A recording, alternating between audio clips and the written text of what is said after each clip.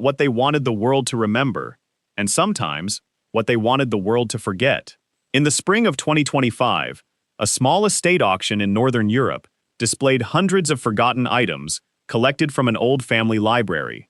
Most visitors ignored the dusty shelves. Old books, broken compasses, faded journals, nothing unusual, until one collector noticed a large leather tube hidden behind a damaged cabinet. Inside was an enormous hand-drawn map. Its paper had darkened with age. Its edges were cracked. Its ink had almost disappeared. Experts later estimated it was more than 200 years old. At first glance, it looked perfectly normal. Mountains, rivers, coastlines, ancient trade routes, everything matched historical maps with remarkable accuracy. Every village, every forest, every lake, every border, except one. Near the center of the map was a massive blank region, not empty, erased. Someone had violently scratched away the entire area with a sharp blade. The damage was deliberate.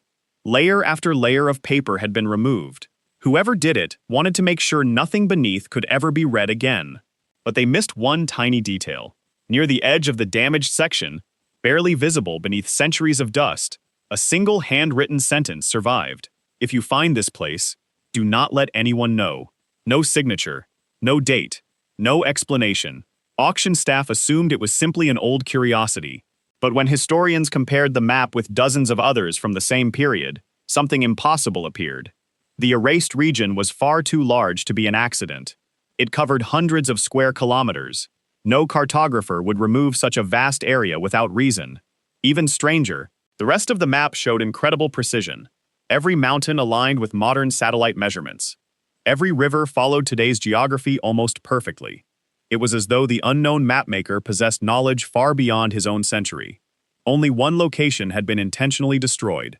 The collector who purchased the map couldn't stop thinking about it. He photographed every inch. He enlarged every damaged corner. He searched historical archives, museum records, military collections, private libraries. Nothing. No copies existed. No references. No mention that such a map had ever been created. It was as if history itself had forgotten it. Then something even stranger happened. A forensic imaging specialist examined the scratches under ultraviolet light. Tiny traces of hidden ink still remained inside the damaged paper fibers. Not enough to reveal the erased place, but enough to prove one unsettling fact. There had once been writing beneath the scratches. Names, roads, buildings. Entire sections of information had existed there. Someone had removed them with extraordinary care. The specialist quietly made one final observation. The scratches were not 200 years old. They were much newer, perhaps only 50, maybe even less. Which meant someone had found the ancient map long after it was created and deliberately erased only one location, not centuries ago, but in modern times. The question was no longer who made the map. The question was, who wanted that place to disappear, and why did they believe scratching it from history would be enough? The discovery changed everything. The map was no longer an old historical curiosity. It had become evidence. Evidence that someone, sometime in the last few decades, had deliberately erased a single place from a document that had survived for more than 200 years. The collector refused to sell it. Instead, he assembled a small team: a forensic document examiner, a historical cartographer, a satellite imaging analyst, and a digital restoration expert. Their goal was simple: recover whatever had been hidden beneath the scratches. The first scans revealed nothing. Visible light showed only torn fibers. Infrared photography exposed faint ink stains. Ultraviolet light uncovered fragments of letters. Each method revealed another tiny piece of the puzzle. Days turned into weeks. Thousands of high-resolution images were layered together. Artificial intelligence reconstructed damaged handwriting from surviving ink particles. Little by little, something began to emerge. Not a city name, not a country. Numbers. A long sequence of coordinates. Several digits were missing. Others were barely readable. Yet after dozens of reconstructions, the team agreed on a single location. They entered the coordinates into modern mapping software. Nothing appeared. No town, no road, no protected site, no military base. Only untouched wilderness.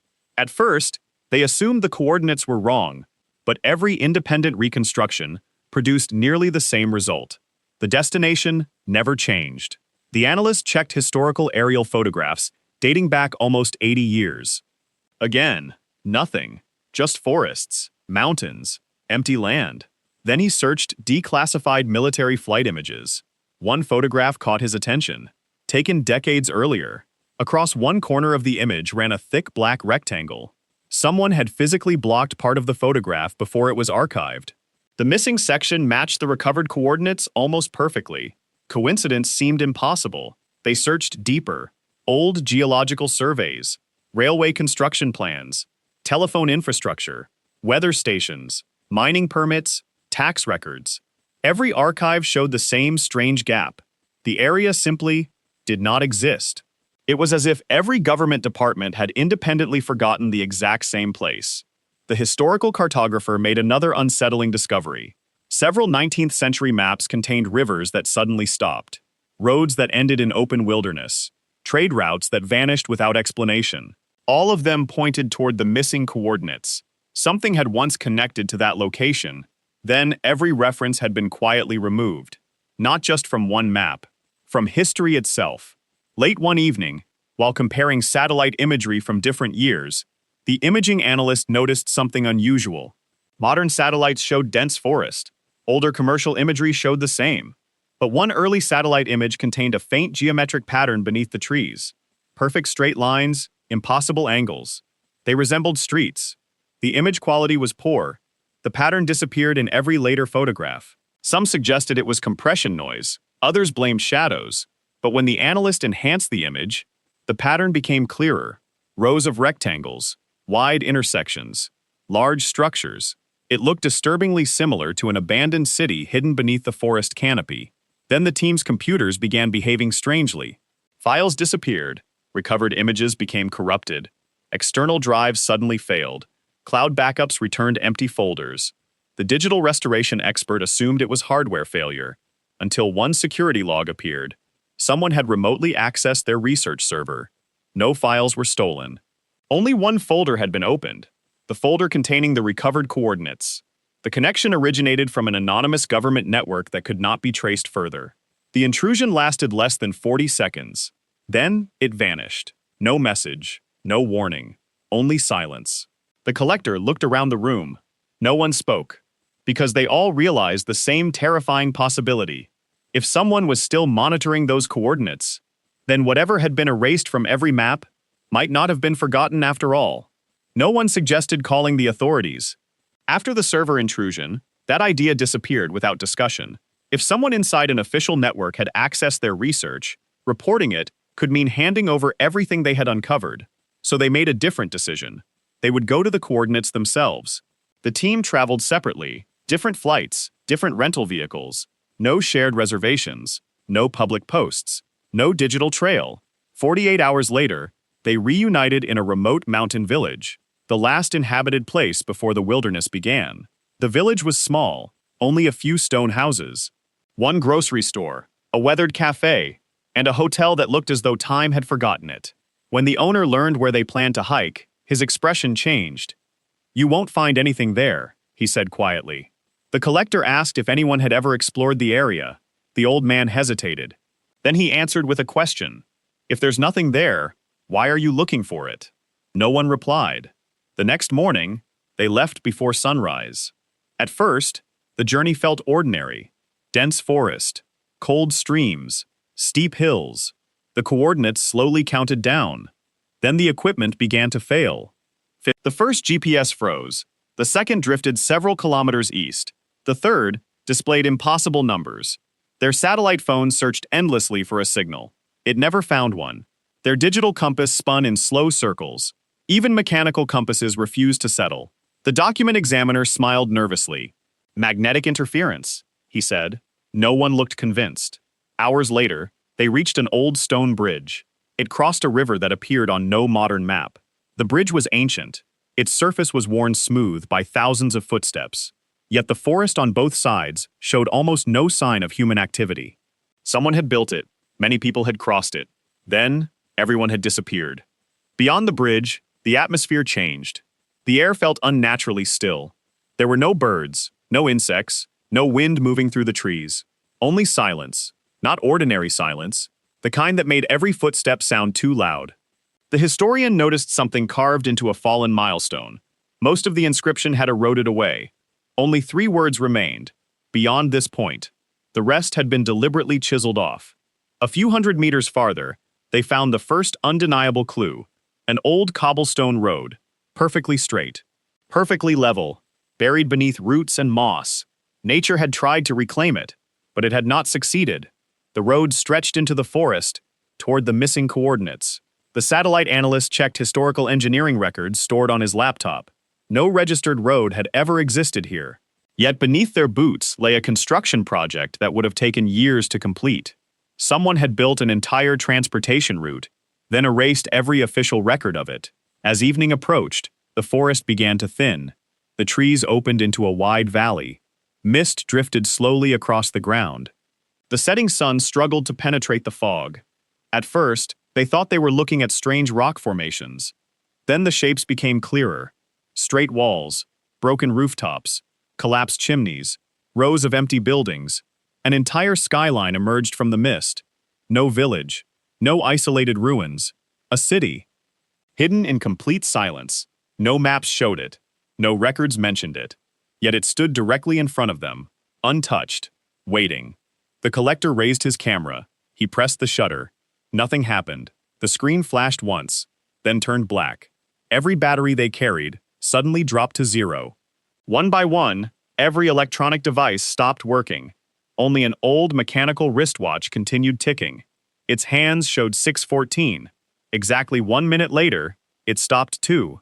The team stood frozen, not because of the dead equipment, but because someone had just appeared, far across the empty street, half hidden by the fog, a lone figure, standing perfectly still, watching them. Then, without making a sound, it stepped backward into the mist and disappeared. No one chased the figure, not because they were afraid to, because by the time the fog shifted, it was gone. There were no footsteps, no broken branches, no movement, only the empty street stretching into the silent city. The team crossed an old stone archway that marked the entrance. There was no name, only the outline of a plaque that had been carefully removed. Even the bolts that once held it in place had been taken. It was the first sign that this place had not simply been abandoned, it had been erased. The streets were astonishingly well planned. Wide avenues, tree-lined sidewalks, stone buildings built with remarkable precision. A post office, a railway station, a school, a hospital, a courthouse. Everything a thriving town would need, yet every window stared back like empty eyes. The collector pushed open the door to the school. Dust covered every surface. Books still rested on shelves. Desks remained in neat rows. A chalkboard filled one wall. Only a few words could still be read. Evacuation, the rest had been scrubbed away. In the hospital, beds stood exactly where they had been left. Wheelchairs remained beside them. Medicine cabinets were empty. Every bottle, every document, every patient record, gone. Someone had removed only the information, not the buildings. The historian walked into what had once been the town hall. Its grand entrance was lined with portraits. Every canvas had been sliced down the middle. Every face had been destroyed. Only the empty backgrounds remained. It was as though someone wanted history to remember the buildings, but never the people. Outside, the satellite analyst noticed something unusual. The streets formed an almost perfect grid, far too modern for a settlement supposedly built centuries ago. He measured the distances. Every intersection was identical. Every block matched the next with mathematical precision. This city had not grown naturally. It had been carefully designed. The document examiner found the first surviving paper, hidden beneath a loose floorboard. Most of it had rotted away. Only a single page remained readable. It listed names, hundreds of names, each followed by the same handwritten word. Relocated. No destination. No explanation. No signatures. Only that one word. Relocated. The collector folded the page carefully into a protective sleeve. Then something caught his attention. The dust on the floor. Most of the building had remained untouched for decades. But near the entrance, there were footprints, fresh ones, perfectly clear. Someone had walked through the town hall recently. The prince entered through the front door, crossed the main chamber, then simply stopped. Not turned around, not continued, stopped, as though the person had vanished in the middle of the room. The team searched every corner. No hidden doors. No trapdoors. No tunnels. Nothing. Only the footprints ending where bare stone began. As darkness settled over the city, they climbed to the roof of the courthouse. From there, they could see almost everything. The streets, the rooftops, the empty square, the old railway line disappearing into the forest, and something else. Lights, tiny yellow lights, one after another, appearing across the abandoned city. Not electric, not bright. They flickered like lanterns, slowly moving through streets that should have been empty. The collector counted them. 1, 3, 7, 12. More appeared every few seconds. No voices accompanied them, no engines, no footsteps, only silent lights drifting through the fog. The historian whispered the question no one wanted to ask. If nobody lives here, who's carrying the lanterns? No one answered, because at that exact moment, the old church bell in the center of the abandoned city rang once.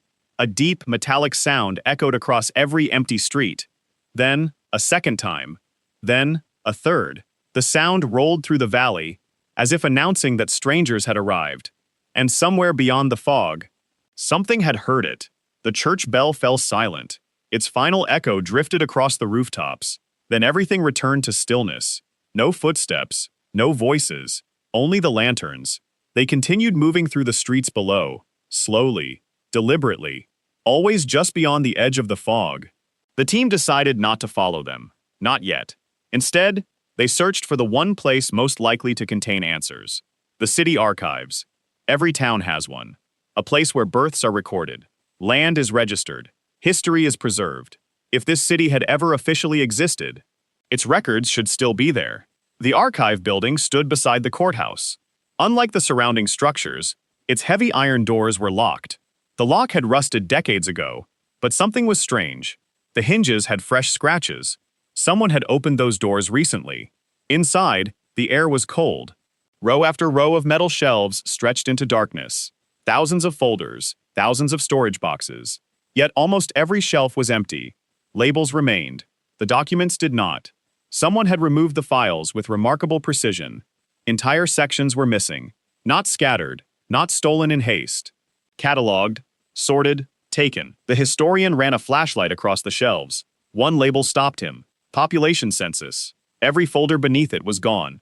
Another. Municipal records. Empty. Then another. Emergency response logs. Also empty. Whoever erased this city had known exactly which documents mattered. The collector noticed a loose floor tile beneath one of the shelves. Hidden underneath was a narrow steel box. It had escaped the cleanup, perhaps forgotten, perhaps intentionally left behind. The lock broke easily. Inside were dozens of undeveloped photographic negatives, several audio reels, a leather journal, and a bundle of engineering blueprints. The first photograph they developed using portable equipment froze everyone in place. It showed the city's central square, crowded, children playing, street vendors, families walking together. The exact same buildings around them, only alive. On the back was a handwritten date, 43 years earlier. Another photograph showed a parade. Another showed the railway station filled with passengers. Another captured workers entering a large concrete structure built into the hillside outside the city. The building did not appear on the ancient map, nor on modern satellite images. Its entrance carried no name, only a circular emblem, unlike any national symbol they recognized. The journal belonged to the city's chief engineer.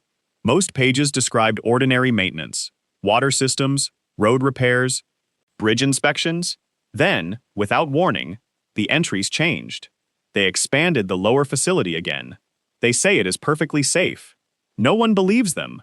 A week later, the vibrations have become stronger. Another page, they ordered us never to discuss what lies beneath the mountain. The final readable entry was written with shaking handwriting. They opened something that should have remained sealed.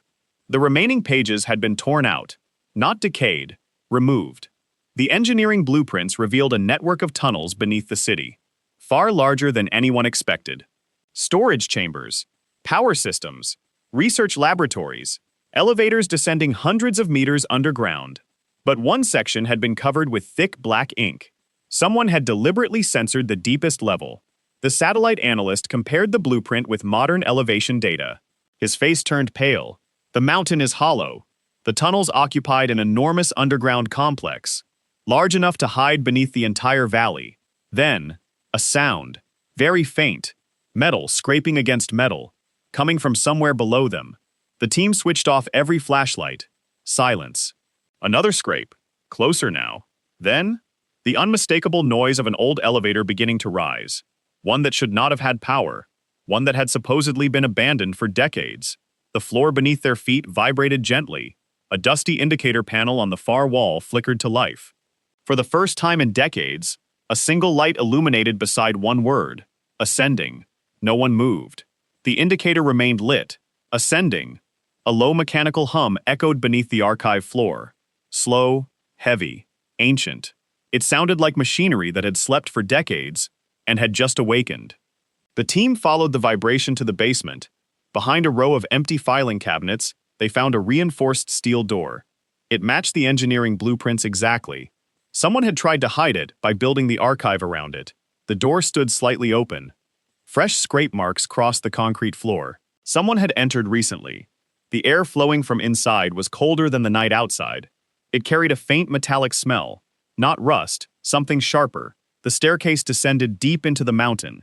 Each step amplified the silence. The city above had been abandoned, but below, the machinery still breathed. After nearly 15 minutes, the stairs ended at an enormous blast door. Its warning sign had almost completely faded. Only 3 words remained readable. Authorized personnel only. The locking system had no electricity, yet the door stood open by less than a meter. Just enough for someone to squeeze through. Beyond it lay a tunnel unlike anything they expected. Perfect concrete walls, steel pipes, emergency lighting fixtures, ventilation shafts. This was no 19th century construction. It had been built with modern engineering. The power had failed long ago. But the facility itself remained remarkably intact. As they advanced, painted arrows appeared on the walls. Every corridor pointed toward the same destination. Level 7. Nothing indicated what levels 1 through 6 contained. Only that everything important lay deeper. Then they entered the first laboratory. Glass walls surrounded rows of empty workstations. Computers sat exactly where they had been abandoned. Laboratory equipment remained neatly arranged. Coffee cups still rested beside notebooks. It looked as though the staff had walked out in the middle of an ordinary workday. The document examiner opened one notebook. Most pages contained routine measurements: pressure, temperature, energy output. Then the entries became increasingly frantic. Test 18 exceeded predicted values. Acoustic resonance continues increasing. Personnel reporting identical dreams. Another page. We can hear it now. No explanation followed. Just those 5 words. The collector found a tape recorder sealed inside a cabinet. Miraculously, its batteries had leaked, but the recording reel survived. Using portable equipment, they restored a portion of the audio. At first, only static. Then distant voices. A scientist, calmly reading measurements. Suddenly the recording stopped, not because it ended, because everyone in the room fell completely silent. For almost 12 seconds, no movement, no breathing, nothing. Then one terrified voice whispered, "Did you hear that answer?" The recording cut off. No question had ever been asked. The historian replayed it 3 times. The same sentence, the same fear, but no answer. Only silence. They continued deeper. The next room contained a giant circular chamber. Its walls were lined with thick copper coils. The floor held a massive steel platform, suspended above a dark shaft. Every instrument pointed toward the center, as if the entire laboratory had been built around whatever once occupied that space. On the far wall, faded letters identified the project. Project Echo No. Company, no government agency, no logo, only the name. Inside a locked cabinet, they found one final classified report. Most pages had been burned. A surviving paragraph read, "Objective achieved beyond expectation. Subject demonstrated repeated interaction with non-local signal source. Immediate suspension recommended following Incident 4. No explanation of the subject. No description of the signal. Only a final handwritten instruction across the bottom. Never repeat the experiment." The satellite analyst examined the chamber floor. Thousands of tiny scratches formed concentric circles around the platform. Not machine marks. Footprints. Hundreds of them. People had stood there, watching something. Waiting. Then they all moved away at once. toward the emergency exits. As if fleeing, without warning, every flashlight dimmed. The temperature dropped sharply. The ventilation fans, silent for decades, began turning on their own. Air rushed through the tunnels. Somewhere in the darkness ahead, a loudspeaker crackled to life. Its voice was distorted, ancient, almost impossible to understand. Then, through the static, came a single sentence. Experiment. Resuming. No one spoke. The loudspeaker fell silent as suddenly as it had awakened. The ventilation fans slowed, then stopped. Only the echo of that final sentence remained. Experiment resuming. The team stared at one another. There was only one logical explanation. Someone had activated the system. Someone was still inside the underground complex. The collector called out, "Is anyone there?" His voice rolled through the tunnel. No reply. Only the soft echo returning from somewhere deep below. Then, footsteps. Slow. Measured. Not running. Walking. The sound came from the corridor ahead. One person. Perhaps two. The team switched off every flashlight except one. The beam reached the end of the hallway. Nothing. The footsteps stopped. The silence returned. The document examiner took another step forward. A second later, the footsteps continued, matching his pace exactly. One step. Another. Another. He stopped. The unseen footsteps stopped too. The collector swept the flashlight across the corridor. Empty. No doors. No side passages. Only smooth concrete stretching into darkness. The historian whispered, "We're not following someone. They're following us." No one argued. They moved toward level 7. The corridor ended at a massive circular vault door. Unlike every other entrance, this one still had power. A small green light glowed above the control panel. After decades of abandonment, someone, or something, had kept this section alive. The heavy door stood partially open. Beyond it was a vast underground chamber, larger than a football stadium. Steel walkways crossed an enormous open space. Towering machines surrounded a deep central shaft that disappeared into darkness. The walls were covered with observation windows. Most had shattered, others were blacked out from the inside. The room felt untouched, as if everyone had left only yesterday. The satellite analyst noticed dust covering every surface. Except one narrow path. Fresh footprints crossed the metal walkway, dozens of them, some small, some large, all heading toward the center of the chamber, none returning. The team followed carefully. Halfway across, they found a security checkpoint. An old identification scanner still displayed one flashing message. Access granted, no identification card had been used. The system had opened itself. Inside the security office, dozens of surveillance monitors lined the walls. Most screens were dead. One still worked. Its picture flickered through heavy static. At first it showed an empty corridor. Then, movement. A man walked across the screen. He wore an old laboratory uniform. His face was impossible to see. The timestamp in the corner froze everyone. 18 October 1983. The video could not be live. Yet the man stopped, slowly turned toward the camera, and smiled. The screen instantly filled with static. The collector checked the recording system. Every storage reel had been removed, except one. He inserted it into the playback machine. The footage began immediately. Scientists rushed through the same chamber where the team now stood. Alarms flashed. Emergency lights filled the room. People shouted instructions. Then everyone suddenly stopped. Every scientist turned toward the central shaft at exactly the same moment. No alarm caused it, no command. Something below had captured their attention. One by one, they began walking toward the edge. Calmly, silently, as though answering a call only they could hear. The footage ended before anyone reached the shaft. The final frame remained frozen on the screen. 37 people, standing perfectly still, looking into the darkness below. The historian slowly lifted his flashlight. Toward the center of the real chamber, his beam disappeared into the shaft. It never reached the bottom. Then, from somewhere deep beneath the earth, a human voice echoed upward. Clear, calm, impossible. You're late. None of the team had spoken, yet the voice had known they were coming. No one answered. The voice faded into the darkness. Then the silence returned. The collector aimed a powerful flashlight into the shaft. The beam disappeared. No bottom, no walls. Only blackness that seemed to absorb the light itself. The satellite analyst dropped a small metal bolt over the edge. They listened. 1 second. 5, 10, 20. Nothing. No impact. No echo. It was as if the bolt had fallen into an endless void. The historian stepped back. This isn't possible. The engineering blueprints had shown a research chamber beneath the city. Not an abyss. Something below no longer matched the original design. The team searched the control room overlooking the shaft. Unlike every other office, this one still contained documents, locked inside a fireproof cabinet. Someone had clearly intended them to survive. Across the first folder were the words, "Final Declassification Review." Inside were letters exchanged between multiple governments, different languages, different agencies. One conclusion, one decision. The settlement would be erased completely, every map revised, every archive altered, every photograph collected, every public reference destroyed. No official explanation would ever be released. One memo stood out. It was dated only 3 weeks after the final recorded experiment.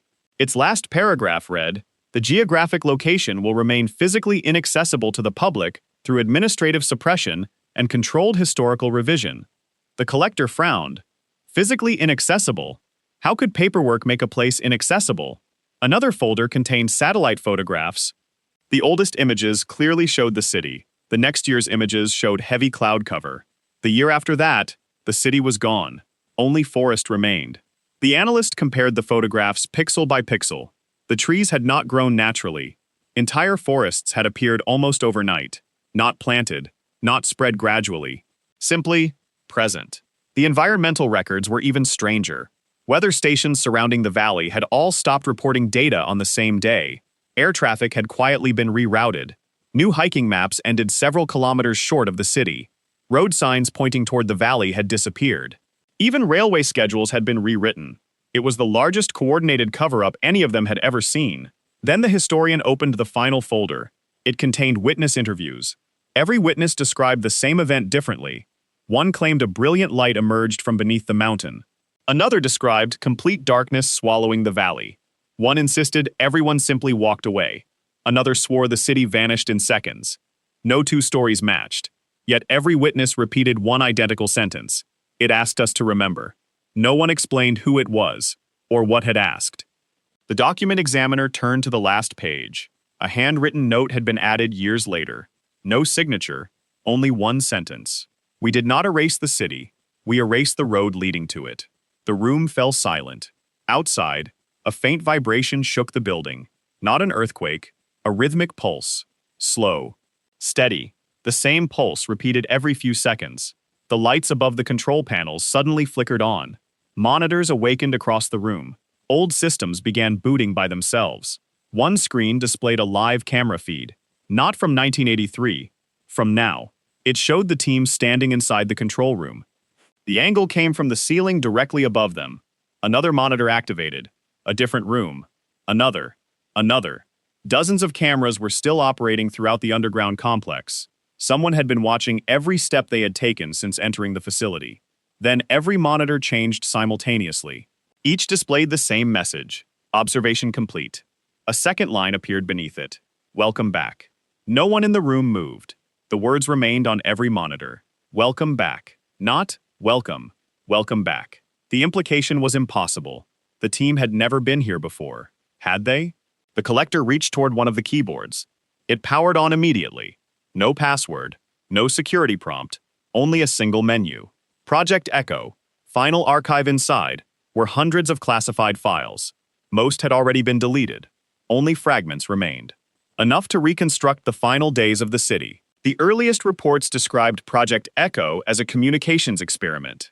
Officially, scientists were attempting to send low-frequency signals through solid rock. The goal was simple: create a communication system that could survive nuclear war. The first tests were successful. Signals traveled farther than expected. Much farther. Then something impossible happened. The receivers began detecting replies. At first, researchers assumed the equipment was malfunctioning. They recalibrated everything. The replies continued. The signals contained mathematical patterns. Then complete sentences. The source could not be located. It wasn't coming from another laboratory or another country. It wasn't even coming from the surface. Every calculation pointed to the same impossible origin. Deep beneath the mountain, far below the deepest chamber ever constructed. Engineers drilled farther. Every new tunnel produced stronger responses. Soon, the recordings no longer sounded like electronic interference. They sounded like voices, multiple voices, speaking together, perfectly synchronized. The project leader ordered all recordings classified, but several scientists secretly kept personal journals. Those journals survived. One entry read, "The voices know our names before introductions." Another, "They answer questions we have not asked yet." And another, "The replies always arrive 8 seconds before transmission." The historian looked up. Before transmission? That violated every known law of communication. The next surviving report revealed the turning point. Researchers decided to increase the signal strength. The experiment lasted exactly 93 seconds. Every instrument in the facility recorded the same anomaly. Time itself appeared to drift. Clocks disagreed. Audio recordings fell out of sync. Workers standing only meters apart described different sequences of events. Some remembered alarms first. Others remembered silence. One scientist insisted the experiment had never happened at all. The contradictions spread beyond memory. Security cameras captured people entering rooms they never entered. Documents appeared with dates that had not yet arrived. Conversations were recorded before they occurred. The phenomenon lasted less than 4 minutes. Then everything returned to normal. Except, it never truly did. The surviving interviews revealed lasting effects.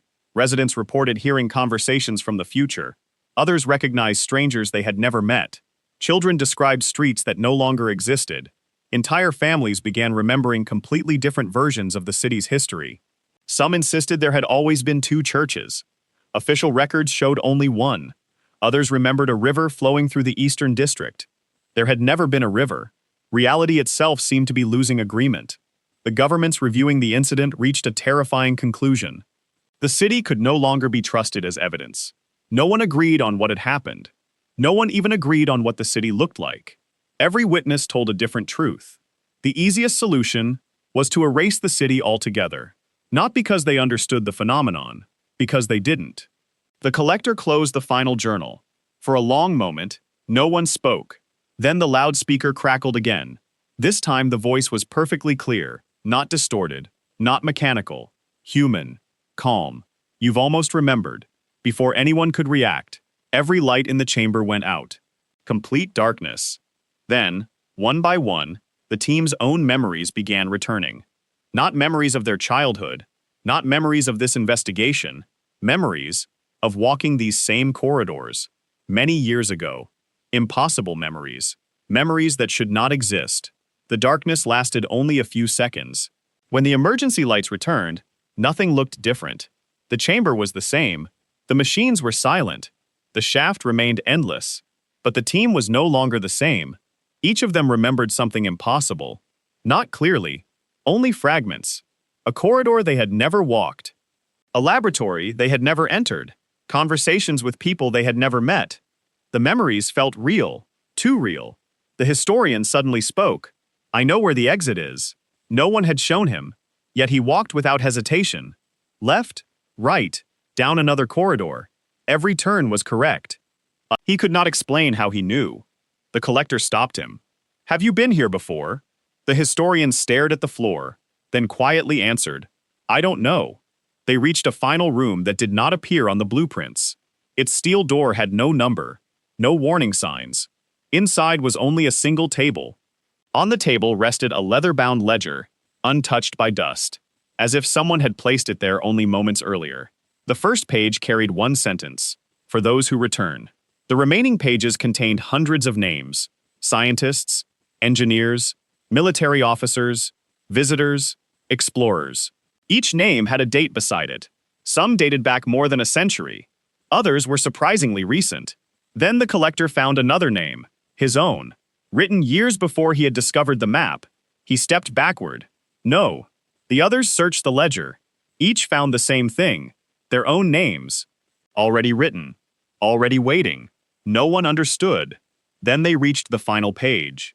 It was blank, except for one unfinished sentence. "The next custodians will leave." The ink beneath it was still wet.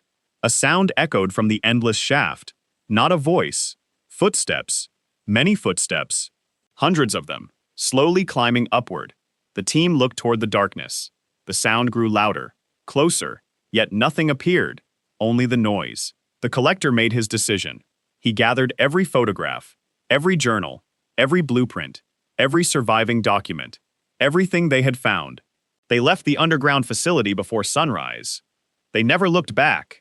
Weeks later, the evidence was examined by independent historians, engineers, and imaging experts. The photographs were genuine. The paper dated correctly. The blueprints matched the underground structures. No evidence of forgery was found. Yet when researchers returned to verify the location, the valley was gone. The road had disappeared. The stone bridge no longer existed. Satellite imagery showed only uninterrupted forest. The coordinates still pointed to the same place, but there was nothing there. Government archives denied the city had ever existed. No census, no railway, no construction permits, nothing. The antique map was placed in secure storage. Months later, it vanished. No signs of forced entry, no security footage, only an empty display case. The investigation officially ended. No conclusions were reached. Some believe the city was the site of a classified experiment that spiraled beyond human understanding. Others believe the governments erased it to hide a catastrophic failure. And some believe something far stranger, that the city was never trying to hide from the world. The world was being kept away from the city, because whatever answered beneath the mountain is still there, still listening, still waiting for someone else to ask the next question. And perhaps the most unsettling mystery of all is this: if every map on Earth has forgotten that place, how did you find it?